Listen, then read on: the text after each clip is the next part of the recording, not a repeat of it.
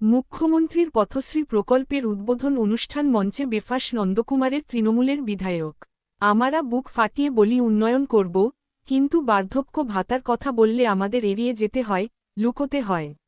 পাশাপাশি দীর্ঘদিনের বেহাল রাস্তায় চোখের সামনে দেখছি গাড়ি উল্টে পড়ে যাচ্ছে, কিন্তু গাড়ির কাজ তুলে এভয়েড করে চলে যেতে হয়। সরকারি মঞ্চে সরকারি প্রকল্পের উদ্বোধন অনুষ্ঠানে খোদ বিধায়কের কথায় তোলপাড় রাজনীতি। মুখ্যমন্ত্রীর পথশ্রী প্রকল্পের উদ্বোধন অনুষ্ঠান মঞ্চে বেফাস নন্দকুমারের তৃণমূলের বিধায়ক।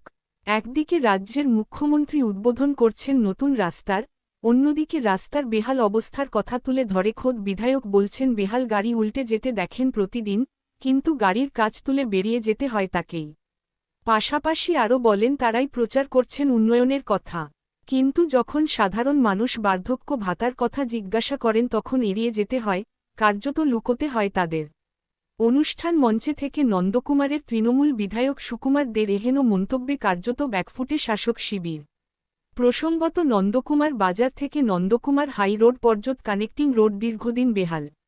প্রায় প্রতিদিন গাড়ি উল্টোনো থেকে অ্যাক্সিডেন্ট লেগেই থাকে। ধুলোর জেরে অসুস্থ হয়ে পড়ছেন স্থানীয়রা। সেই রাস্তার কাজ করতে পারছেন না বিধায়ক এমন দাবিও করেন। পরে সুকুমার দে অবশ্য বলেন ওই রাস্তা মেরামত করতে 7 কোটি টাকা প্রয়োজন। এখন শুধু মেরামত করে দেবেন, পরে পুরোপুরি যাতে সারানো হয় সেই ব্যবস্থা করবেন। রাস্তা মেরামতের জন্য সময়সীমা চেয়ে নেন 10 দিনের। তবে স্থানীয় মানুষজনের দাবি বিগত 10 মাসের বেশি রাস্তা খারাপ, বিধায়ক নিজেই লাফিয়ে লাফিয়ে রাস্তা পার করেন দিনে 12 বার। বিধায়কের 10 দিনের রাস্তা সরানোর প্রসঙ্গে বলেন 5 বছরে ঘুম ভাঙ্গেনি, 10 দিনে কি ভাঙবে? তবে ঘটনাকে কটাক্ষ করেছে বিজেপি। জেলার বিজেপি নেতা সুকান্ত চৌধুরী বলেন 14 বছরে পারলেন না 10 দিনে সারাবেন?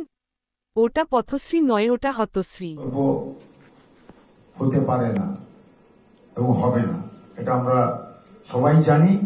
কেউ 4 দেওয়ালের মধ্যে বলি যারা আমরা তার বিরোধিতা করি, আবার যারা ভালোবাসি আমরা প্রকাশ্যে বলি। তাই এখানে আমরা সবাই জানি, কিন্তু আমরা বলবো এই পথশ্রী রাস্তাশ্রী প্রকল্প আমরা যারা আছি আমাদের সবাইকে কিন্তু লক্ষ্য নজর করে কাজটা করে নিতে হবে, এটি মূল কথা। এবং সেই জায়গায় আমরা যেন সবাই এটি লক্ষ্য নজর রাখি। উন্নয়ন তো সারা বছর ধরেই হচ্ছে। আমরা তাই বিভিন্ন জায়গায় বলি যে শীত গ্রীষ্ম বর্ষা বাংলার মানুষের মমতা বন্দ্যোপাধ্যায় ভরসা। মানুষ সবাই জানেন, কিন্তু অপপ্রচার